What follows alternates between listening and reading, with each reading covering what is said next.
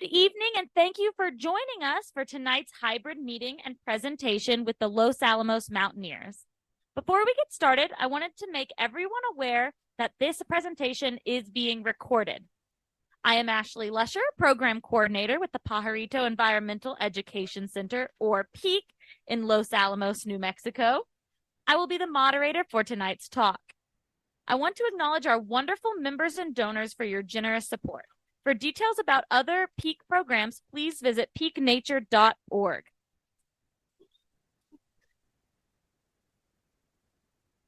Just a few logistics before this presentation gets started. Our presenter will be taking questions via Zoom chat and from our in-person audience. For those of you watching from home, find the chat feature in your Zoom app menu bar. Type the question to the PEAC moderator, Ashley, into the chat window anytime during the talk, and I will read them during the Q&A at the end. Please remember that not everyone in the room here with us has a microphone, so there may be a delay while we're listening to questions from live audience. Don't worry, we will be back in a second and repeat the question for everyone to hear. Lastly, after this talk, you will receive a short evaluation. Please take a moment to fill that out. Your input helps us improve future programs. Now I will pass it over to Tony and Jeff to start the Mountaineers meeting. Good evening. Can folks hear me? Good. Okay, so welcome to our November Mountaineers meeting. We're going to have a very full program tonight with a great talk. First, I'm going to talk about the potpourri, which is 6 p.m. on December 13th at Fuller Lodge. I'll have a flyer on that. Then we need to have the 2024 election of our board and officers. Then we'll have trip reports from Jeff Click and the main presentation, which will be introduced by Juliana Fessenden, Off Trail Hiking in the Grand Canyon by Mike Fugate. So, okay, so our potpourri, this is an annual event. It is at Fuller Lodge, 6 p.m., December 13th. It is an opportunity for you to renew your membership if you haven't already, so we'll have a table set up for that. It is a potluck. The Los Alamos Mountaineers provides a main dish, which will be enchiladas this time, and dessert, both vegetarian and chicken enchiladas. You bring side dishes, appetizers, you can bring some desserts, you can bring some main courses, but you do need to bring a dish. And then there will be 6 10-minute talks by Los Alamos Mountaineers members. Finally, a few of us, and in fact, Jean Dewart and Mary Thompson, will be collecting used winter gear for the Santa Fe homeless shelters, as well as toiletries and things like that the shelters could use. Anything else? No. Clothing, sleeping bags, tents, backpacks, yeah. But for cold weather more. Okay. So, Juliana, do you want to discuss the talks? Yeah. Sure.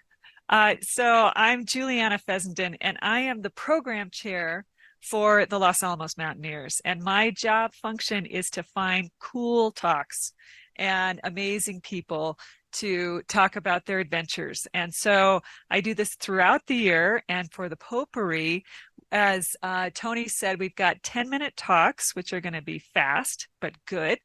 And this is the lineup. We've got Jean Dewart talking about cross-country skiing at Crater Lake. Michael Altier will talk about 2 weeks with Uncle Mike. Olivia Lee, hiking Valles Caldera mountaintops. Is that me? Sorry. Hopefully I could turn that off, but okay, good. Thank you. Luke Washburn is going to talk about Mount Rainier, Couts Icefall Climb. Tim Reddick will talk about hiking the Skyline Trail, and Bill Podorski will finish us off with Moab, our 15th year of hiking, biking, and canyoneering. So a really good lineup. And the way the potpourri works for the people who haven't gone is that we will eat first, And then the talks are usually maybe an hour into the evening, and we'll go through about an hour's worth of talk, and it should be great. Okay. Thank you, Julianne, and thank you for putting together such a great set of presentations for the potpourri. I'm really excited to see these.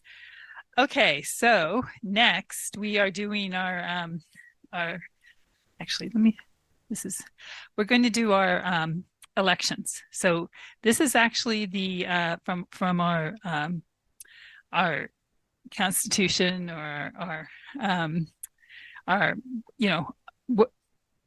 bylaws, right? Okay, so we have 8 positions for elected officers, and then we have several board members that we can add to those. But the elected officers are just listed here: president, vice president, secretary, treasurer, equipment manager, program chair, trip coordinator, and membership chair. Okay, and the other thing you need to know is that the president automatically becomes past president. So that's not really an elected position at this point. Okay, so we actually have been advertising this for a couple of the meetings. People have had a chance to volunteer if they wanted to, and we did get a lot of new people on the board, so we're really excited. So this is our proposed slate for the elected officers. Sylvie Adam is president, Evan Rose is vice president, Cecile Jimenez as treasurer, Ellen Mills as secretary, Jean Dewart as trip coordinator, Juliana Fessenden as program chair, Jeff Click as equipment manager, and Clarissa Jablinski as member chair. And then we have additional board positions listed below that are not elected. So maybe if you don't mind, the people that are we're proposing for the board, maybe you could stand up so people can see you.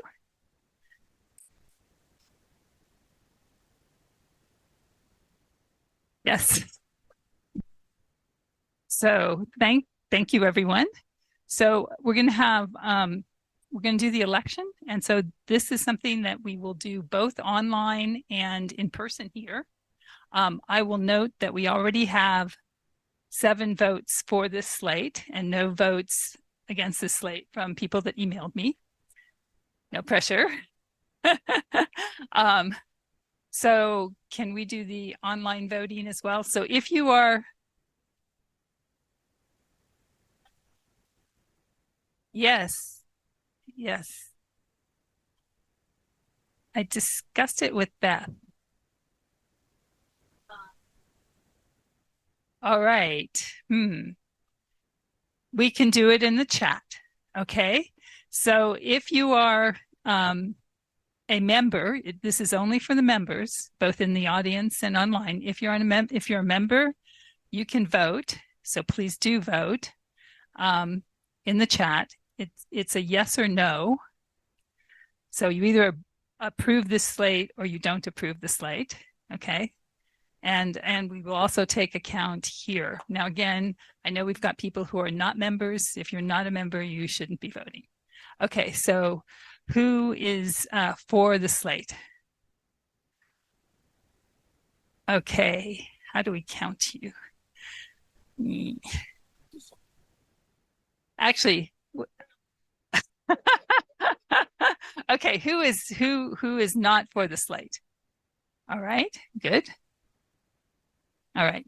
And so we will collect the votes online in the chat, and you'll give me I think just count the no's. Okay, good. Okay, good. So I'm really excited about the new board. I think these are really good officers. Okay, so now we go on to the trip reports, which Jeff Click will talk about.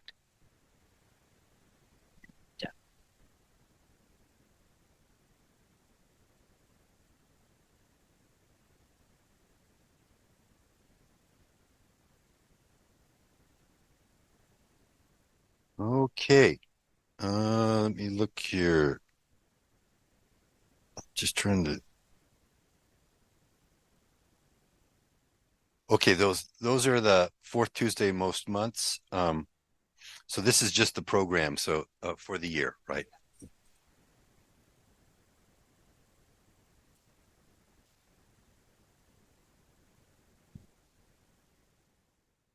So you can see the lineup that we created this last year and the amazing talks and the variety of topics that came, very successful.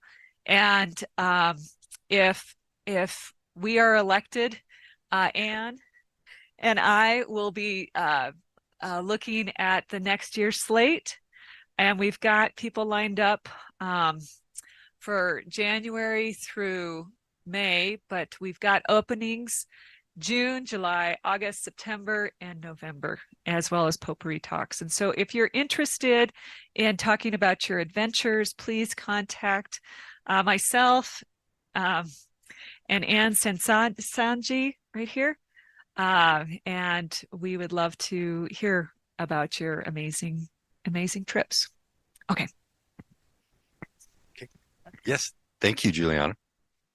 Okay, trip reports for the month of November. So first we had a trip led by Sylvie, Adam, and Jill Holbert for Chupadera Mountain on the 28th. They had 8 participants as a 10-mile out and back hike with cranes and snow geese. This is down on near the Bosque of the Rio Grande, and sounds like it was a wonderful trip. Here's some nice pictures showing that entry in and some of those fall colors. This is the fall color bike ride to the Gilman Tunnels led by Ross Lemons. On the 29th, they had 8 participants. This was supposed to actually, the text is supposed to be covered up. So I think we had some formatting issues there. Sorry about that. So there's some pictures of the participants that were on that. And going in towards the tunnel, and there's a really cool drainage. And then we had the annual Moab Bike Hike Explore on November 4th and 12th, organized by Bill Podorsky. We had 22 day trips led by multiple leaders, and Bill's going to talk more about that in his potpourri talk. I'm just going to give a summary of this year of all of the different trips we had. As you can see, this is there's actually 2 pages of them, including various. Almost every day we had a canyoneering trip, had a bike ride, and a hike, and sometimes multiple bike rides. So it was a wonderful trip, and I got a new mountain bike on that trip. So then I just did a smattering of pictures from this trip. If you want a better taste of it, come to the potpourri talk that Bill's going to give next month. Here's near the top of Mag 7. And here's some rappelling on one of the rappelling trips. So I didn't put in the captions for where each one was. Here's another rappel in action. And one of the great hikes. Bill, where was this area? Was this the Klondikes potential? Mm-hmm.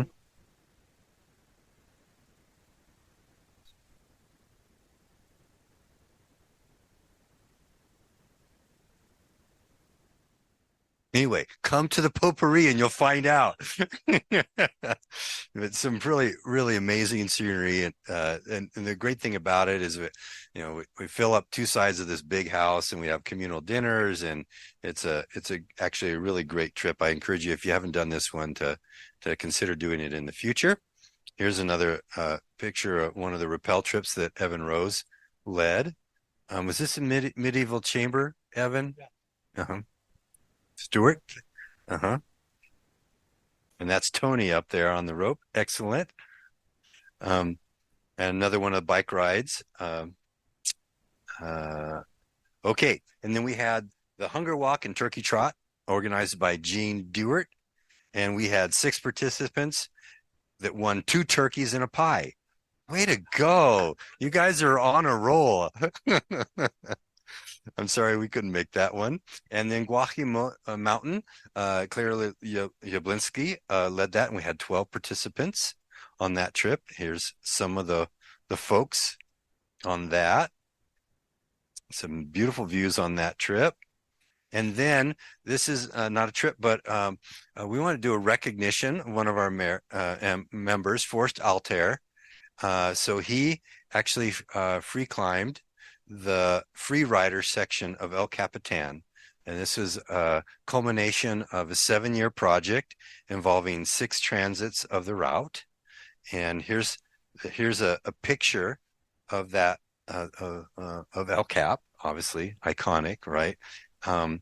And here's a picture of him navigating a significant roof section. So I just can we just have a round of applause? That was just pretty remarkable. That's the same route that was climbed in free solo. So just to give you a sense of the complexity, somewhere at the level of 513A, I think, is that route, and climbed that, over time, basically was able to climb that free with protection, but with no aid on that. Okay, and future LA Mountaineers Club trips. We have the Bluff Hiking Weekend coming up on November 29th through December 3rd. That's being led by Bill Podorski. The 2023 Avalanche Refresher that Michael Altair is going to be doing on December 6th and 9th. Are those dates right, Michael? Am I missing one? Yes.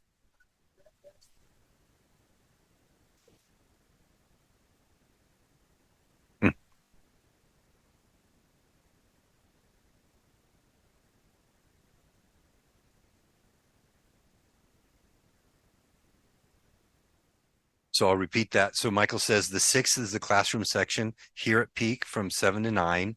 And then the 9th, he's got a scope to figure out the actual outdoor section to see if we can have enough snow and we can make that work. And then the gear drive for the Santa Fe homeless shelters that was mentioned earlier, being organized by Mary Thompson, Marilyn Yeamans, and Jean Dewart. Thank you all for organizing that. Please do bring your items to the potpourri for that. That makes a really big difference for folks that are having a difficult time. You've got an old sleeping bag or an old tent or some old jackets or warm socks, anything like that will absolutely be used. Thank you. Okay. And just an invitation to future trip leaders, please consider leading one trip this year. Simple day trips are the easiest way to start. No trip is too small. You can feel free to contact me for trip ideas, or starting next month, Jean Dewart. All righty. Thank you. So intros, are we there? Oh, yes.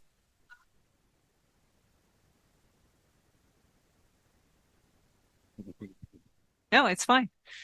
So I get to introduce Mike Fugate today. And Mike came in as a pinch hitter. Thank you, Mike, for coming in sort of last minute. We had a full slate lined up for this year, and our November speaker couldn't make it. And Mike said, I've got this great adventure that I'm going to do. And so thank you for doing that last minute. And he'll talk to us about off-trail hiking in the Grand Canyon.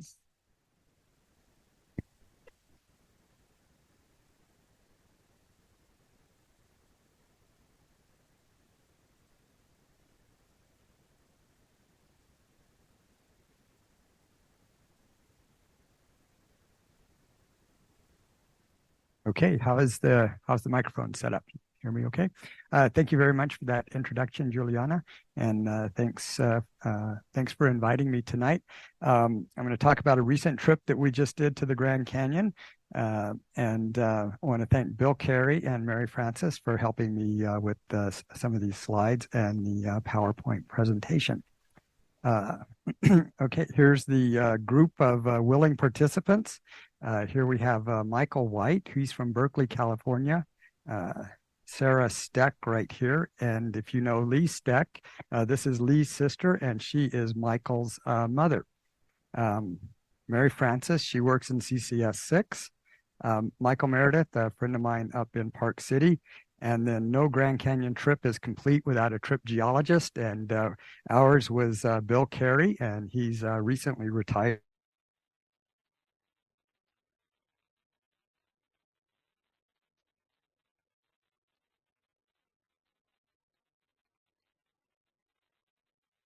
2.5 hours to get to the North Rim Visitor Center from here, whichever way you go. A little bit of information about the park before I start talking about our trip. There's my thunder. Sorry. The green is the park boundary, but its size is now 1,900 square miles. The northeast boundary is up here at Lee's Ferry, which is just below the Glen Canyon Dam and the waters of Lake Powell. At least it's holding it back for a little while longer. Out here in the west, the boundary is Grand Wash Cliffs. The Colorado River through the Grand Canyon is, sorry about that, is about 280 miles. Let's see. Yeah. So one thing, gosh, that's very sensitive. Sorry. Let's see if I can avoid it. The park had about 4.7 million visitors last year. The overwhelming majority of those visitors were at the South Rim Visitor Station, and they went and stayed for a few hours. There's kind of two reasons they go to the South Rim. One, getting around here to the North Rim takes a bit of time, and then two, the North Rim Visitor Center closes from mid-October to about mid-May. Something that sort of jumps out at you when you look at the park is most of it is on the north side of the river, and much less on the south side. In spite of that, most people backpacking are going to the south side of the river. And in fact, the majority of people are, where's my pointer, are going to backpack in the corridor area, down the Bright Angel Trail and up the North Kaibab Trail. The majority of backpackers are staying at 3 campsites along that trail. And then lost my pointer again.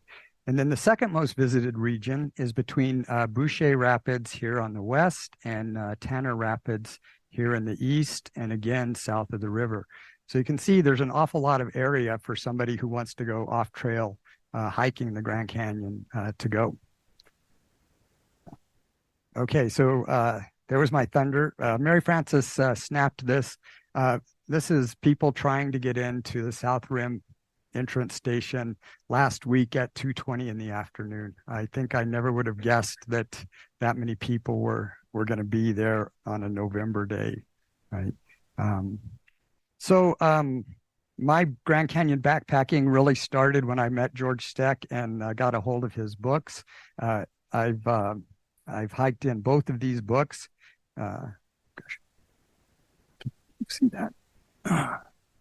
Well, so the hikes in the book, I'll read what one of the people said. She said, this is a friend of George's. These hikes aren't really to be enjoyed; they're to be endured. And George had to admit that there is a lot of truth in that statement. So tonight I'm going to talk about a hike that's in Loop Hikes 1. There's 4 hikes in Loop Hikes 1, and this is the only trip that I had not done. So I was really glad to knock it off of my list. So a little bit about George. Some of you may have known him. He was an intrepid backpacker of the Grand Canyon and did an awful lot of exploring there. Beyond that, he was a research statistician down at Sandia National Labs from the late 50s to the early 80s. He was a very fine statistician as well. 2 of his sort of big accomplishments in the Grand Canyon were a 1977 40-day hike from Lee's Ferry down to Lava Falls. And they did all of this on River Right, and it was all route finding. There was just a route that George dreamed up. So Sarah Steck was George's niece, and she was on our trip. She was on this 1977 trip, as was as was George's nephew Lee. And Lee is in the audience, by the way, tonight, for those of you that may not have seen him. And then the second real big accomplishment that George had was this 1982 trip where George and his famous mountaineering brother Alan and a friend of theirs hiked from Lee's Ferry to Grand Wash Cliffs on River Right. It was a really ingenious route that George dreamed up, and that took them 80 days. And when they completed that trip, they became the first modern day people to through hike the Grand Canyon on the north side of the river. A lot of these loop hikes, if you strung them together, you could reproduce George's trip. So these 3 trips here are ones that I've already done, and this trip right here that starts at Tiyo Point Trailhead is the one I'm going to talk about tonight. It's about 30 minutes from the North Rim campground. You drive out on the Point Sublime Road, and a Subaru can make it. So it's a pretty easy drive to get to the trailhead. Okay, so our plan was just to meet up at the North Rim campground, and then the next day we were going to take off and go put in a food cache near the rim takeoff point. The reason we had to put in this food and water cache is when George wrote this trip up, you could drive all the way out to Tiyo Point.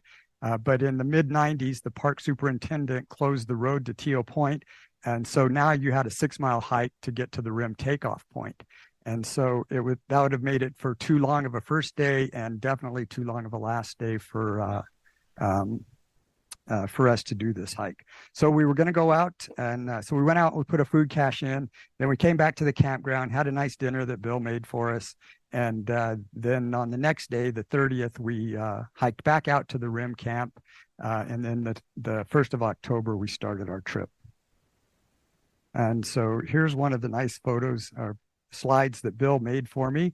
Phantom Ranch. Phantom Ranch is right here. This long canyon is North Kaibab, for those of you who have rimmed it. So I don't know, is there a way for me to get rid of that? There we go. Thanks. Yay, thank you. So the North Rim Visitor Center and Campground is right here. We just drove out to the Tiyo Point Trailhead right there. And when George wrote the trip up, he could actually drive to out to Tiyo Point, but he would drive to about right here, camp, and then hike about 30-45 minutes to this point right here, and then take off. But we now had this 6-mile hike just to get to the rim, and so that's why we did this food caching. The other colors of this going around are the different days of our trip. So you can see we had some long days in there. So here it is. The Park Service blocked off the old road to Tiyo Point. You walk up this very lovely meadow and then back up here, wander back in.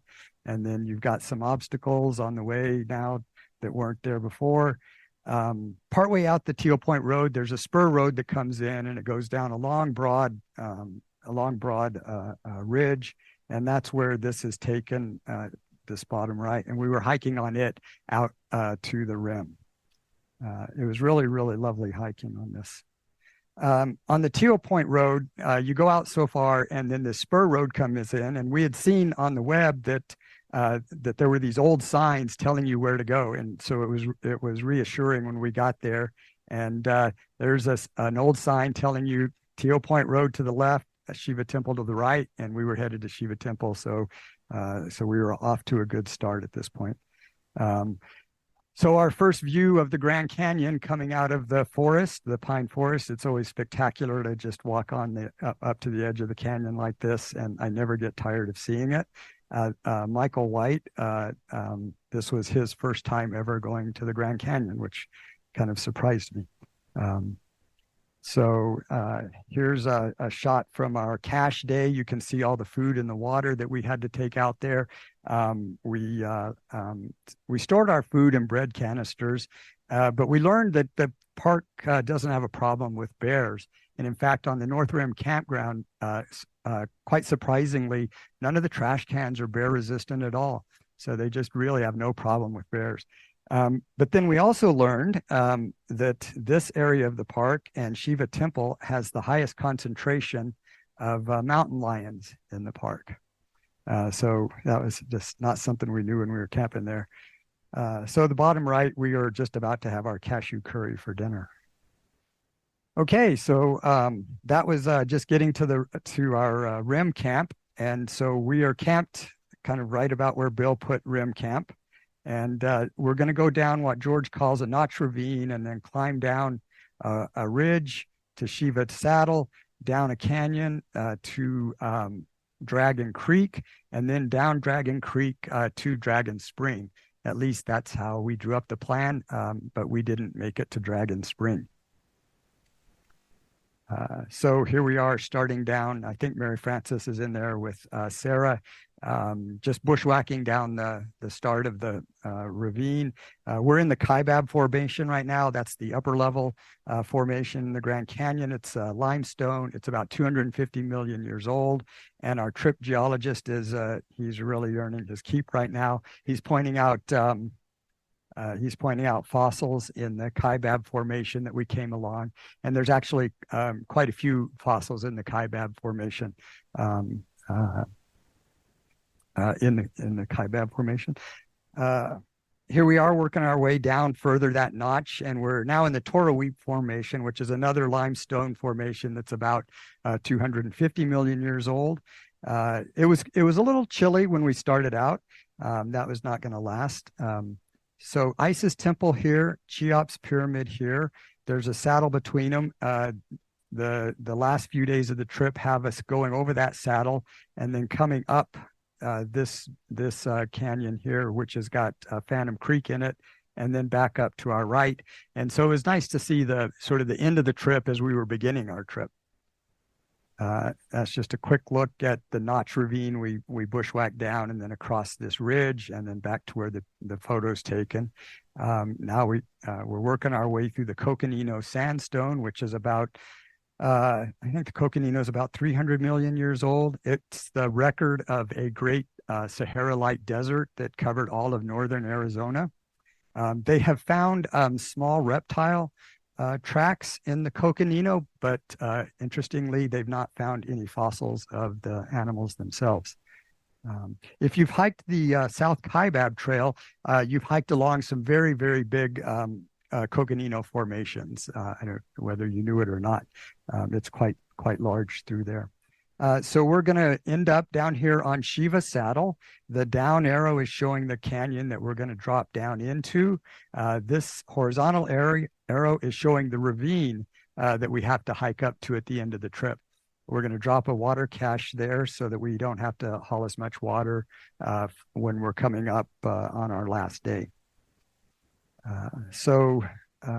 This is the canyon that we have to drop down into. Right now we're in the Supai Formation. The Supai Formation is maybe 330 million years old. Sandstone, it's my favorite area of the canyon to hike in. You get these nice hoodoo-shaped rocks in the Supai Formation. It's a cliff former, it's a ledge former, it's a slope former. It's very friendly to hike in, and it can after a rain, you can often find potholes of water in the Supai. The further west you go in the Grand Canyon, the thicker the Supai layer gets, and it's just very, very cool in the Supai layer. I like hiking in it a lot.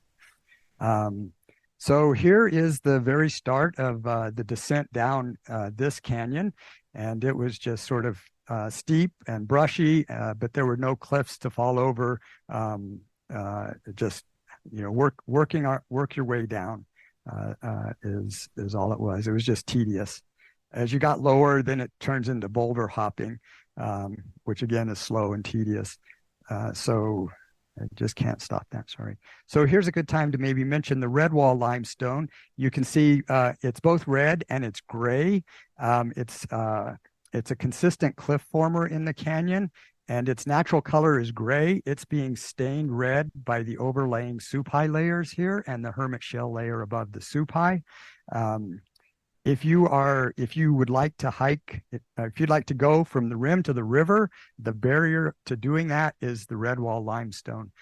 There's probably 1,000 miles of Redwall limestone in the canyon, and there's, I think, around 100 breaks in all of that limestone, and almost all of the breaks occur along a fault. So it is the main barrier to you getting from rim to river. This canyon we're coming down, in fact, we have to go through the red wall, and that's what it is. This is the red wall here, and it is along a fault. So we are headed down a fault line. Finally made it to the bed of Dragon Creek on our first day. It was about 6 or 7 p.m. We didn't have a lot of light left. There was no way we were going to make it to Dragon Creek, but we did get down another hour, and it had rained the night before, so we found potholes of water. We collected some water and made camp best we could. It was okay camp, but as you can see, the sides of this are steep and brushy, a lot of cactus, and so it was okay. All right, so we made it down. So the next day was just going to be straightforward hiking down Dragon Creek. The confluence with Crystal Creek comes in here, then just make our way down to the mouth of Crystal. So this is the start of the day. We are on stream left of Dragon Creek right now. Our camp was on stream right. The creek is making a sort of a horseshoe bend around the curve here, and you get into the Tapeats Narrows just right around that bend. And the reason we have to now go up, though, is because there's a chalk stone down here.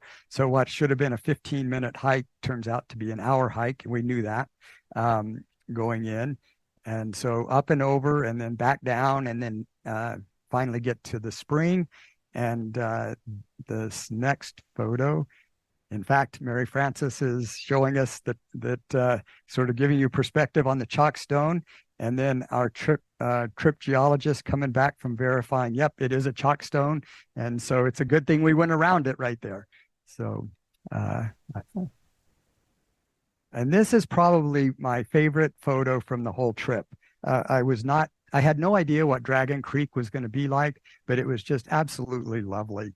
We're in the Tapeats sandstone right now, and the colors, even in October, it was just so beautiful in this creek. I just says, one part of me wanted to just make a slideshow where I just let the slideshow run and let you see all the photos we took in Dragon Creek. But this was just a really delightful creek. I loved hiking in here just so much. I slowed us down. I just was taking photos and looking, and this was just a real delightful real delight to hike in. We're in the Tapeats sandstone right now, which is the lowest layer of sedimentary rock in the canyon. It's 550 million years old. So we've gone from Kaibab limestone down to Tapeats sandstone, and we've traveled through 300 million years of the Earth's history in doing that. So just another photo of Dragon Creek and me and Michael White hiking here, and then Mike Park City Mike. He's hiking further. This is further down Crystal in the Vishnu Schist. And the Vishnu Schist is metamorphic rock. It's the oldest rock in the canyon, and it's 2 billion years old. It's hard. It's resistant to erosion, to weathering, and whenever you encounter it, it can often mean some tricky, slow, very slow hiking. Here is just below the confluence with Crystal Creek and Michael White hiking along, and again, it's just such a lovely little creek. We're getting near the Colorado now. In fact, this is the other side, the south side of the Colorado above Crystal Rapid, and this is the Vishnu Schist Narrows here. I think that's Mary Frances, and that's me. So here is our camp above Crystal Rapid. Crystal is just off the screen to the right, so we're looking upriver right now. If you raft the Grand Canyon, you will almost certainly pull in right below our camp here, get up and scout that pussycat of a rapid known as Crystal. This point right here is the middle arm of the Tower of Ra. this layer here is more Tapete sandstone, and this plateau on top of the Tapetes is known as the Tonto Plateau, or just the Tonto. We have to go back up Crystal and then get on top of the Tonto, and we'll have to hike over here tomorrow. It's 3.2 miles, and it's going to take us 6 hours to do that. So, the last photo I was showing you was this arm right here. So we were just seeing this. So we have to go back up, and then we have to contour around, and then around another arm, eventually up it into 94, and then down 94. Only 4 river miles, but about 9 miles or so of hiking time. And you can notice, if you can see in here that, this is just not level ground that we're hiking on. There's an awful lot of up and down and in and out, and it was just slow going. So George says for the trip that look up on the east side of Crystal, you'll see your exit ramp, and sure enough, it shows up just plain as day. So we've just got to get up there to get on top of the Tapete sandstone and the Tonto platform. And so here we go. The Crystal Rapid was here. We just hiked up to this point and then started working our way up. From this point in Crystal to the top of the Tonto was 0.5 mile and 1,100 vertical. And as I have up on there, whenever I hike a 14er, I always think I'm going to have to climb 1,000 vertical for every mile I go. And so here we were going to have to do twice that vertical, and we were going to have to carry packs doing it as well. And we were all, I think we all had at least 6 liters of water with us to start this out. So just here's what the hiking was like to get up to the ramp. We're almost to the top here. So we got up there. It's a very lovely spot to take a break, and so we did, and we actually made George's time, which is quite unusual. It took us 1.5 hours from Crystal to get up there. And since we've got our trip geologist, we might as well do a geology lesson. We've got the Tapete sandstone right here, and then this schist is Brahma or Rama schist. I can't tell which. But the schist is vertical and the Tapetes is horizontal. And John Wesley Powell, when they went through the Grand Canyon, and he saw this, he called that angular relationship the Great Unconformity. And another interesting thing about that is that between the Tapete sandstone here and the schist, there's 1 billion, and that's with a B, there's 1 billion years of geology that has come and gone between the 2 different layers. The Grand Canyon supergroup is what was here. You can find that in some parts of the canyon, but for the most part, it's been wiped out, although I will show you some of it later in the talk. So cactus, and more cactus on top of the Tonto. There was just no way to just deadhead anywhere. Every single step you had to look to see where you were going to put your foot. And this went on for 2 days. This was, if Dragon Creek was the was maybe the highlight of the trip, this was the most unexpected, unpleasant part of the trip. I couldn't believe how much cactus we had to hike through. And completely off guard. So we did get a little break here in the cactus as we're getting near that first arm that we have to cross. So just the first arm, we're headed to this spot for lunch. Let's see, we will have traveled from the time we got on the Tonto to our lunch spot here, 1.2 miles, and it took us 2 hours to get there. So lunch in the shade. When you're hiking on the Tonto, it's hot. We had great weather. It was only in the low 80s, but it was still hot. And you sort of grab shade wherever you can. We didn't have a lot, but we took advantage of it. And then you can see our trip geologist, and is that Sarah, I think, just getting as much shade as they can. This is a little bit later in the afternoon. We've gone around the middle arm, and now we're headed to the third arm. And we still have have to go all the way up after the third arm, we have to go all the way up 94. But we're grabbing shade when we can. And I even grabbed some water that we found in a pothole. there. So we headed up 94. It's actually getting to be near 6 o'clock, and it's starting to get dark. So kind of surprising to me, I walked right by that cairn. That's the descent down into 94, and Mary Frances was behind, and she hollered at Mike Meredith and said, Mike passed the cairn. And so we were kind of having a laugh at that. How in the world I could miss that cairn, I don't know, but I sure did. So the descent down into 94, it's just pretty typical. It's steep, it's loose. And I'm in the bed of 94 now. Michael White is just making his way down. So you can see the kind of stuff that we're trying to hike through here. It's just kind of a jumble. So we didn't make it to 94 to the mouth of 94 before dark. But it was really pretty straightforward hiking, except for this one 20-foot pour off that we had to go around. And Michael's got his mother's pack on his front here, and he's carrying his pack as well. And this is his mother, Sarah, coming down. We get to the mouth of 94, and Sarah tells us my heel is hurt.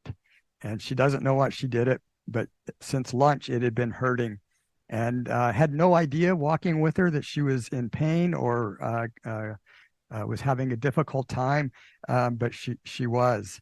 So we had an unplanned layover day at the mouth of 94, and she told us in the morning, I can't go. So Michael Meredith hit the SOS on the inReach and then communicated with the park and communicated with the Park Service, and they sent a helicopter in to get her.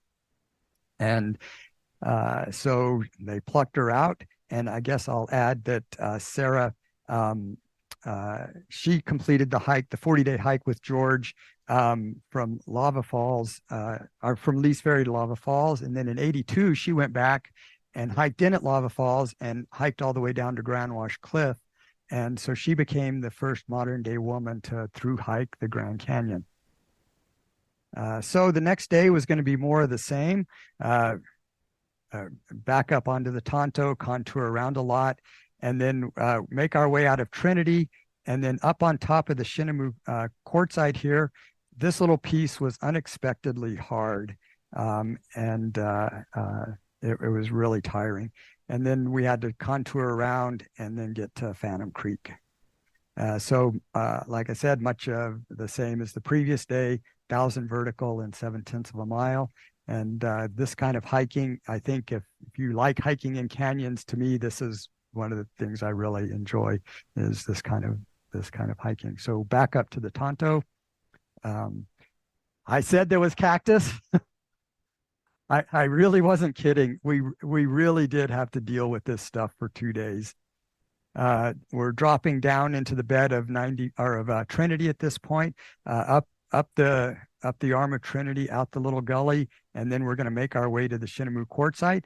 This is part of the Grand Canyon supergroup. It's a little over 1 billion years old, and the Tapete sandstone is 550, so they're out of whack. The Shinnemoo quartzite should be below the Tapete sandstone. If you look at a fault map, there's a fault running through here, and then if you talk to your trip geologist, they'll explain to you what you're seeing and why the quartzite is in the wrong place relative to the Tapetes. So Bill and I are contemplating our route up here, and it's going to be hard, and we know it. And here is a look, Michael White. We actually split by accident into 2 different groups, and Bill and I went lower. Michael and Mary Frances and Michael Meredith went high. This was hard. This was really hard. There's a lot of gullies through here. They were steep-sided. We'd been hiking for 7 hours. We were low on water, and we were getting that. We're back at our old friend, 1,000 vertical and half a mile. But we did it, and so now we're resting up on the Shinnemoo quartzite and just looking back across the other side of the river.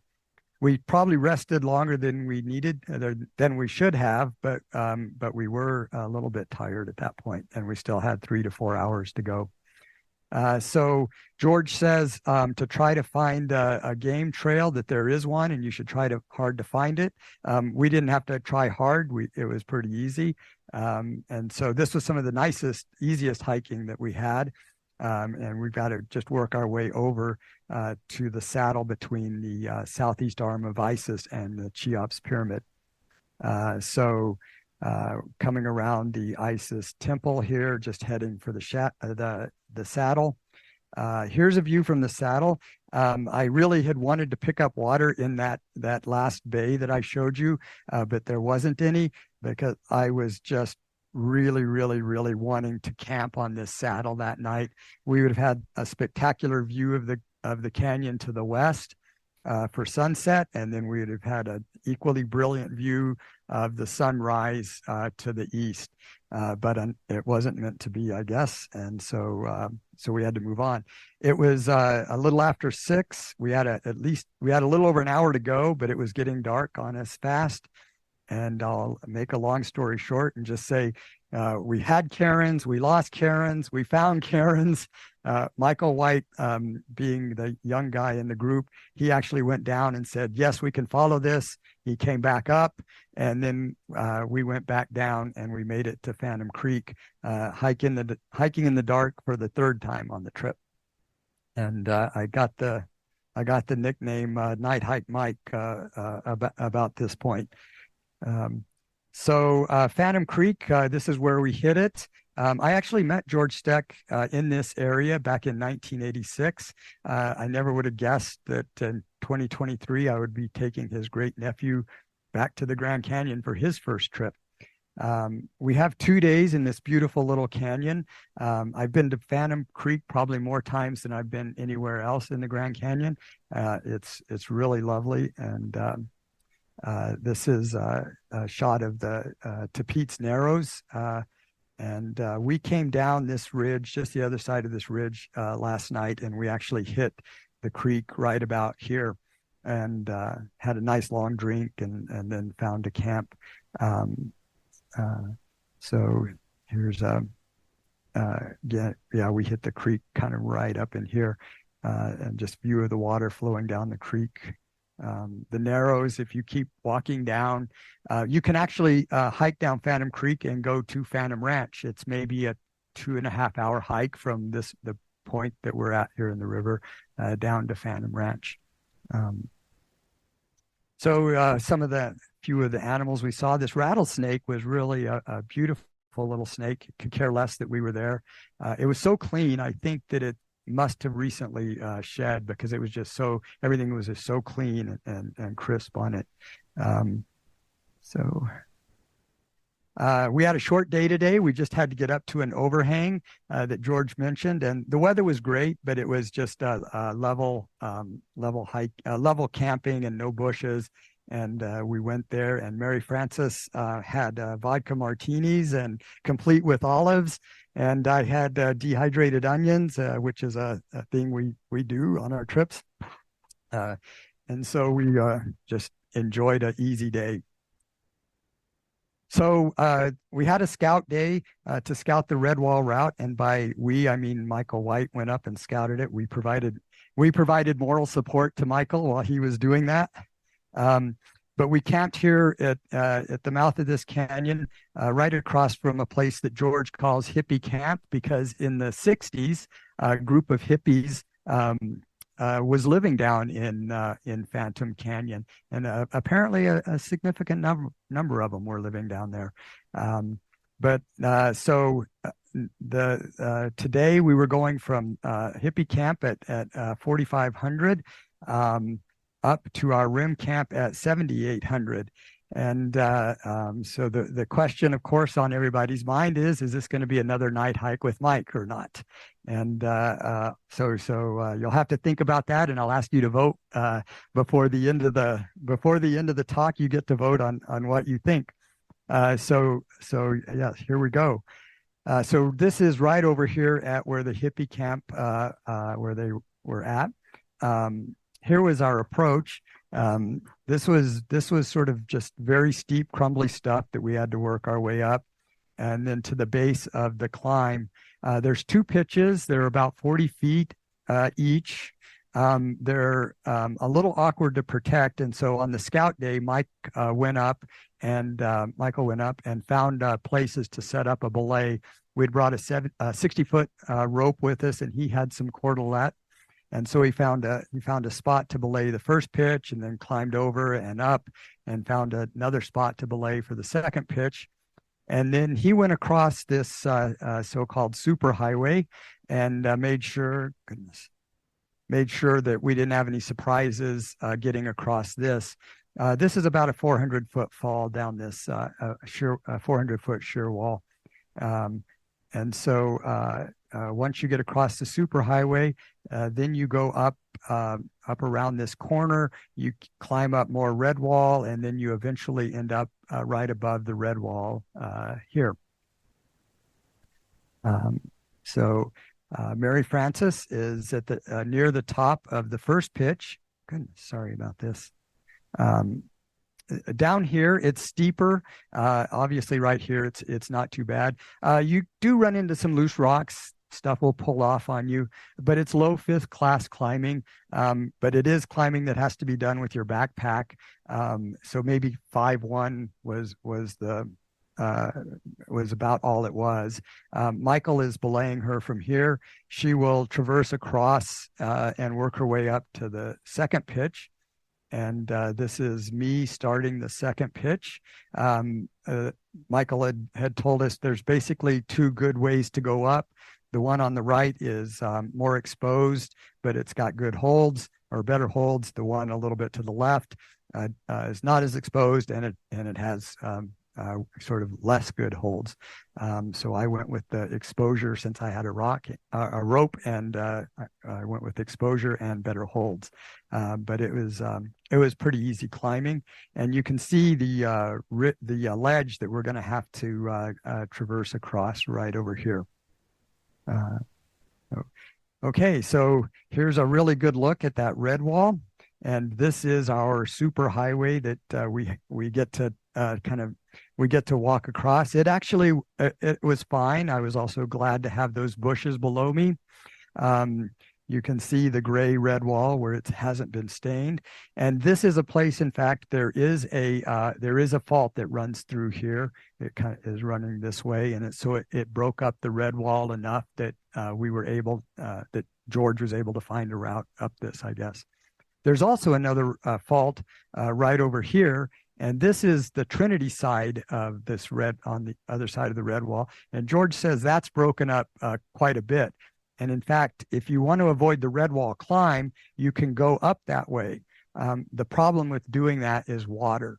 And the 2 options George suggested for solving that problem are not very appealing to me.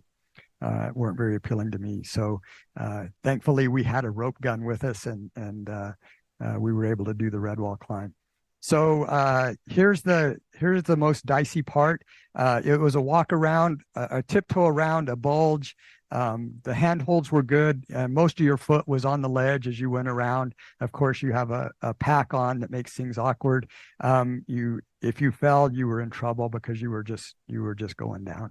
But it went by fine. I would not hesitate to recommend it to people. So we get around the corner. It's a piece of cake, but it's a piece of cake really thanks to our rope gun, Michael White. He was just really terrific. So we have a little break, but we're not done with the climbing yet. We got to make our way up our red wall limestone, which has not been stained in this drainage. There was bushwhacking to go along with it. The red wall George refers to it as carnivorous red wall. And it really is in a lot of places. It's very, very, very sharp. And there's places where if you fell on it and put your hand out, you could really just slice your hand right open. In fact, I think George had to abandon a trip once because he fell on the red wall and cut a tendon in his wrist.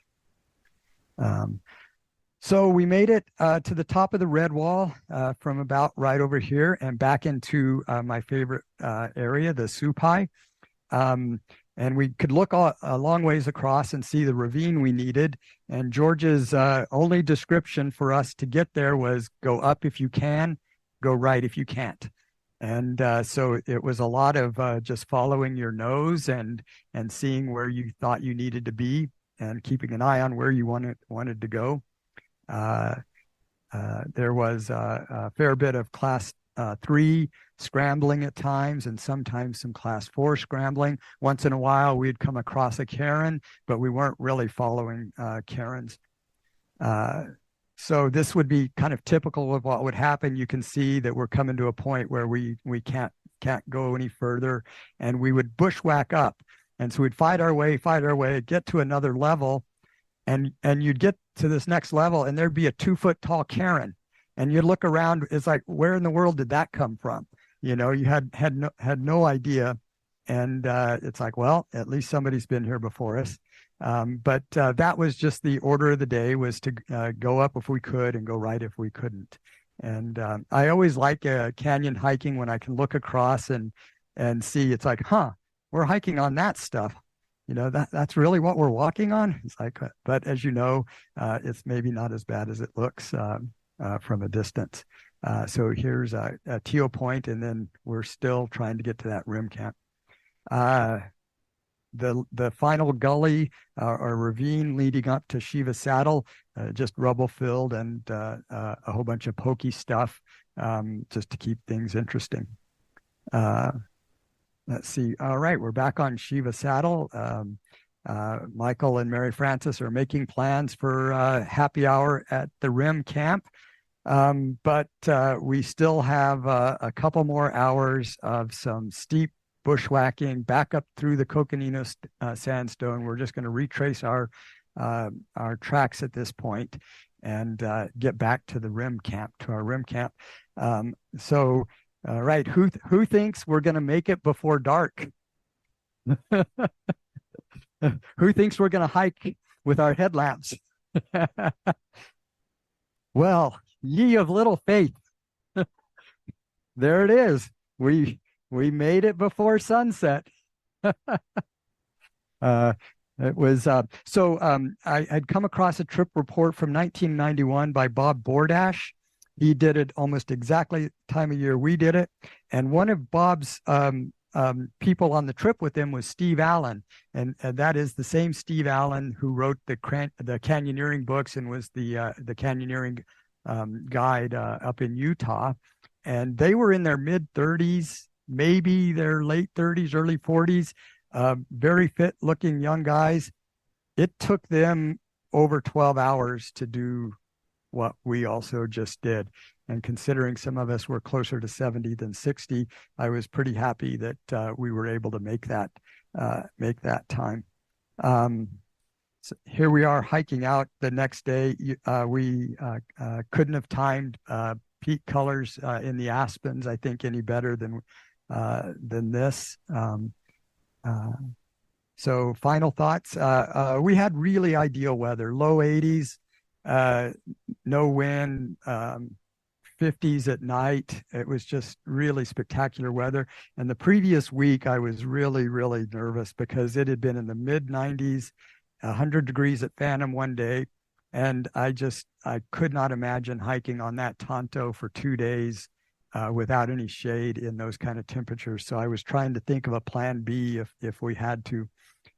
So hiking in the outback, or what George calls the outback, is hard.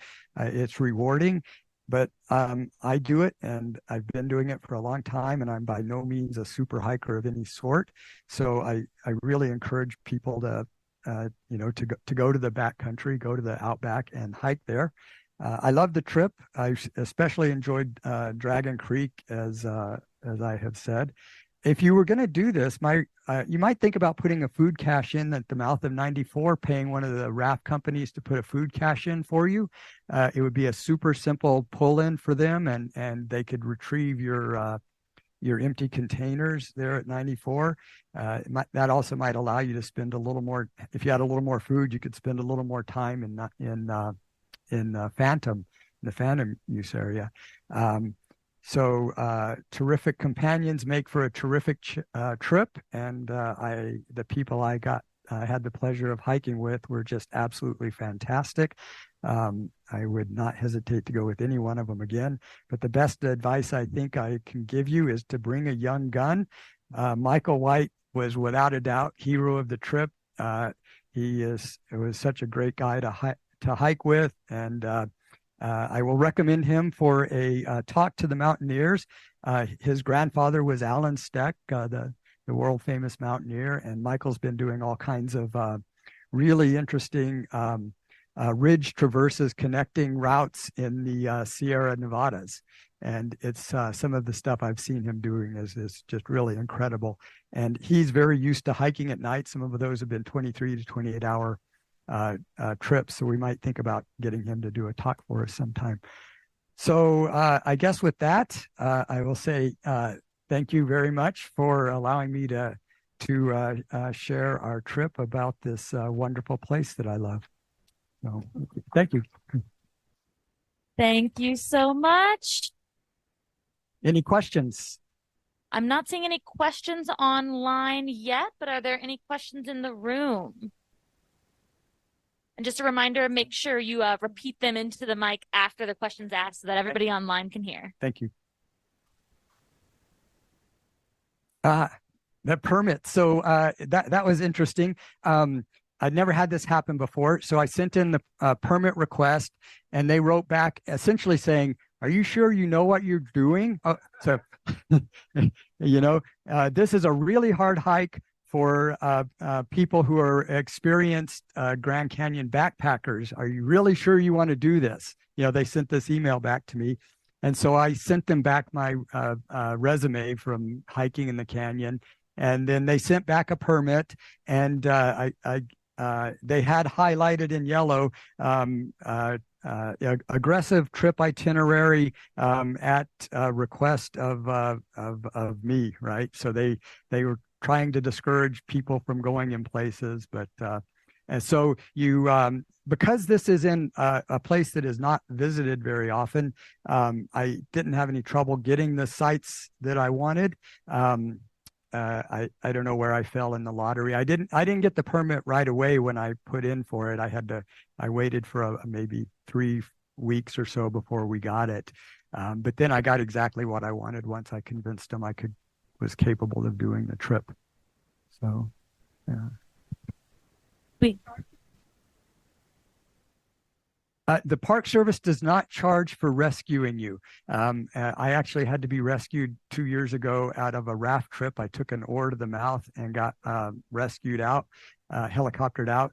That is, I don't know if I thought that so I'm sorry, the question was, do you get charged for the helicopter rescue? And the answer is no. The Park Service covers that. I don't know if there's taxpayer dollars or if just user fees go to cover all of it. I can't say enough good things about the Park Service and how they handled both my rescue a couple of years ago and how they handled Sarah's rescue.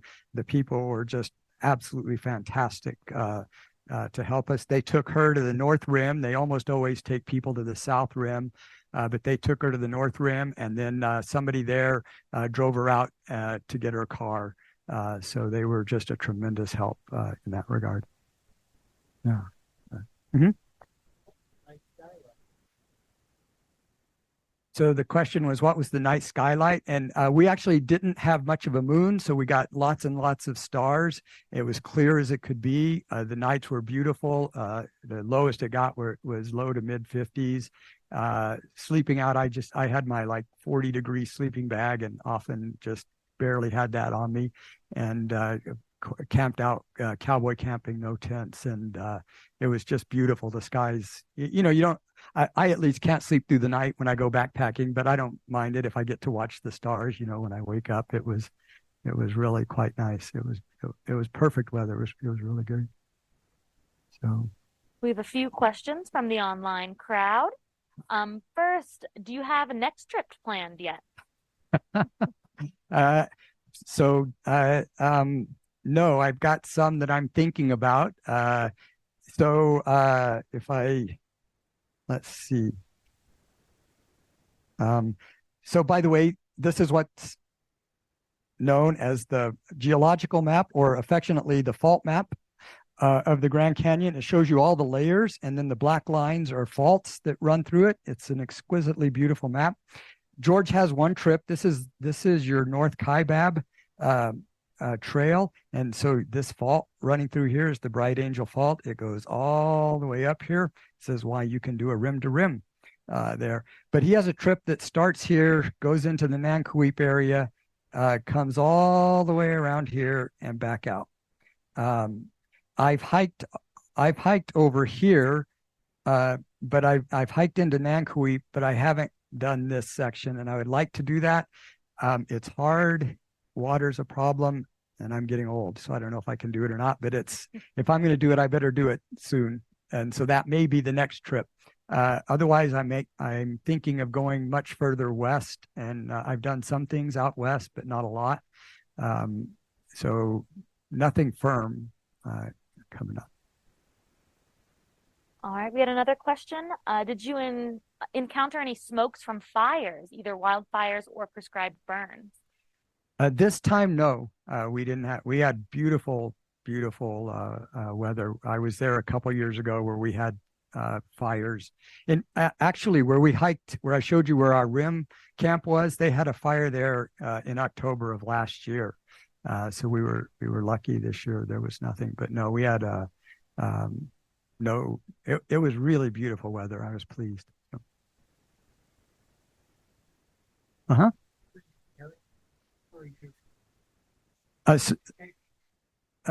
So the question is, were we carrying tents in case we needed them? And I had a floorless teepee shelter that 4 of us were going to share if we needed to. It was probably a 3-person would fit in. 3 people would fit in there.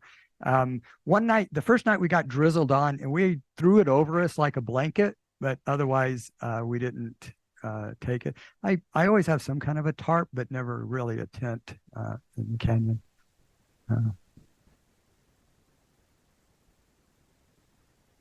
All right, I think that may be it on questions. Let me, if you would like to see some statistics. So do you see the all of these red use areas? These are all wild use areas. You see the letter number combinations in red, and so almost all of this are red use areas. These are the wild use areas that you can see here. Is that showing up very well? So there were 80,000 backpacker user nights in 2022. Okay, 80,000 user nights in all of these red areas, and there's more to the west and there's more up north. There were 2,500 user nights. So 60 plus thousand were all in this small area here. So only 3% of user nights in 2022 were in these red use areas. So that just gives you an idea of how people are not going to this. And another interesting statistic in George's book from 1987, he gives the number. That number then was 2,700. It hasn't changed since 1987, the number of people going to these areas. So if you're interested, I have one last quote. We found this after we got back from Lady on the Rock, and I found a few more that are just like this. She is a long distance hiker, and here she says, I've had lots of strenuous cross-country hikes and climbs over the last 12 years, including Enchanted Gorge, Muro Blanco, Great Western Divide, Sierra High Route, peaks over 14,000 in the Sierras, many other difficult treks in Utah. Today, she did this trip that we just described. She's talking about this trip. Today was by far the most dangerous and strenuous days of all, between getting low on water, stuck between geological layers, class 3 and 4 chimneys, heat, route finding confusion, falling short of water sources. It was scary. This is not a trip I would recommend. Right? Oops. End of. Sorry. Oh, Goodness. So sorry. So she went on about just how dangerous this was and don't do it. And I got this after we got back and I thought, huh, I don't know that I would exactly say that, but anyway, this is what and I've found several more since then from these people that are doing all kinds of these really long distance hikes. They go to the Grand Canyon and do something and they just can't hike there the way they are expecting to in other places. And so yeah, it's I mean, if you've hiked there, you know what it's like if you've hiked off trail there. So anyway, sorry about blasting off that, but any other questions? We had one question. First off, I wanted to just apologize to everybody. It seems like we've lost our screen sharing for this last little bit of the program. But we've got one more question that kind of is exactly what you were just talking about. If you could rank the difficulty of this hike compared to your other Grand Canyon hikes, was this the hardest? Was there ones that came close? So I did we did the Powell Plateau loop, which is an absolutely wonderful loop, except for the start, which you have to go down off Mauve Saddle and a lot of bushwhacking, and then you have to hike into Pete's Creek for a while, and that was an awful lot of work. But other than that, it was really a nice hike. I would this was long days, but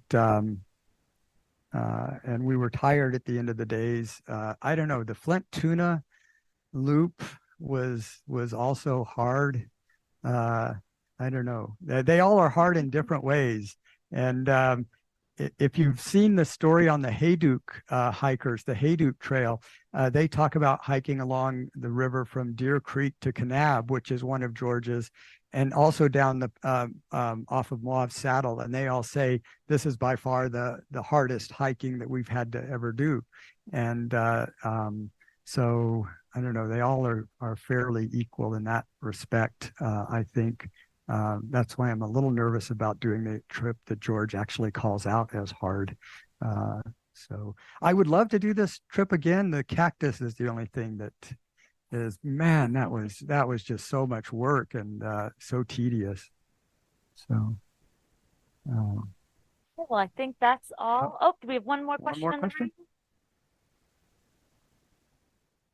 Oh, we weighed our packs and they were heavier than they should have been. With water, let's see, was the Michael White's, the young gun, did he have 40 pounds? 44. He had the rope, he had some climbing equipment. I think mine was in the 30, no, mine was 37, 38, something like that. It was too heavy. It should have been lighter. Sarah's was 25 to 30. Bill, what was yours? 42. Bill's was 42. Our trip geologist was 42, with 9 days of food. That was too heavy, but yeah.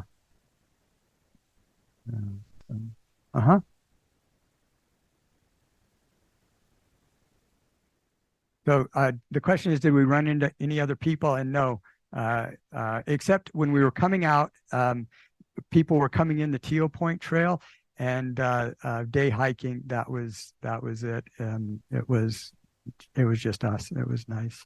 And if you're ever out on the North Rim and you want a really nice, very easy day hike, that road out to Tiyo Point, 6 miles, pretty much level through the aspen and the ponderosa pines to beautiful views. You're only a half hour from the visitor center. It's really straightforward to get there, and highly recommend it. These people we ran into were probably in their 70s, and they've been meeting up at the Grand Canyon for years, and they like doing that hike, and that was, yeah, so. All right. Well, I think that's it. Thank you, Mike, for sharing your adventures with us tonight. Thank you very much. Everyone, please remember to look out for the quick survey coming to your email. Check out the Peak website for more great fall programming and winter programming coming up. And thanks again for joining us. Before we leave, I just want to say that the a slate was approved, so we now have a new board. So let's thank them and thank Mike at the same time.